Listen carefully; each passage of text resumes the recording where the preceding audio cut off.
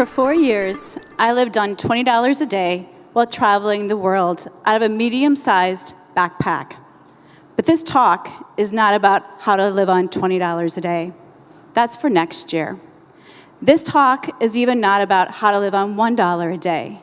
It's about a different kind of budget, a shift of the mind from how to why. So pack your bag, leave your wallet at home, and come away with me and meet the almost 50% of the world who live on $1 a day. Open your mind to $1 a day thinking and live right here, right now. $1 a day thinking taught me 3 lessons. Number 1, seek interdependence. Number 2, choose good. And number 3, be present. Lesson 1, seek interdependence. In the U.S., we pride ourselves on being independent and helping developing countries. In developing countries, they thrive on interdependence, asking for help and helping others. Meet Milena and her sisters. They live in the garbage dumps of El Salvador. When I first met Milena, she asked me, "Can you help me sell these bolsas?" They're made out of garbage. I bought 100. Notice the light bulb. The power of interdependence, her with the environment, her hard work, and asking for help, gifted her electricity. Interdependence brought me to this stage today. I would not be here, and thankfully, 50+ people saved you from the first version of this talk. Those of you who helped me along the way, please give a shout out. Thank you. Second lesson, choose good. In the US, fear is installed alongside burglar alarms. The number one question I get when traveling or in the United States is, aren't you afraid to travel by yourself? Not when you choose good. Traveling in Nicaragua on a chicken bus, there was a man we all knew was looking for a fight. I was trying to figure out, how do I get to Masachapa? And he overheard me and said, I know, I will show you. I didn't know where I was going, but I knew I wasn't going with him.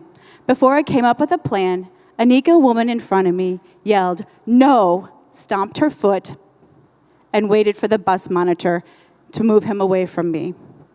She reminds me that every moment we have a choice to choose good and do something about it.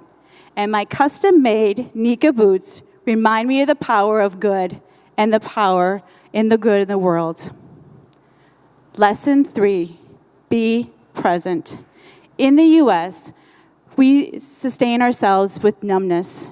Our lives are crazy. People wear headphones in the cubicles, in the bus, and even while shopping for toothpaste at Target. In El Salvador, the sunset reminds me of the people who live on $1 a day, how present they are to their environment. Night after night, the sunset doesn't get old. My favorite rush hour, waiting for the next wave, not the freeway.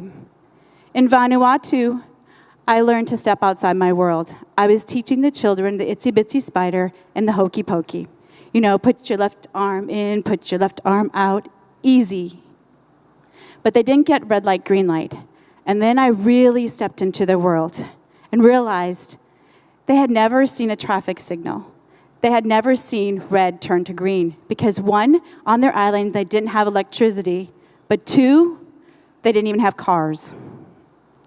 Lesson 3, right now. Right now, look at your neighbor. Really do it. Look at your neighbor. Look at your other neighbor. Close your eyes. Feel the power of good in this room.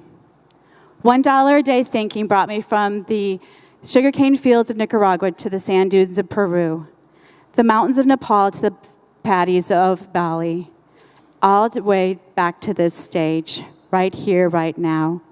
20 years, 60 countries, all 7 continents.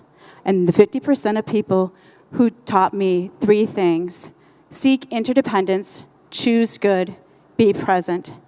The next time you're feeling afraid or numb, Milena's daughter and I challenge you to ask yourself, what would $1 a day thinking due. Take off your headphones. Listen to yourself. You have what you need, and it doesn't even cost you $1. Thank you.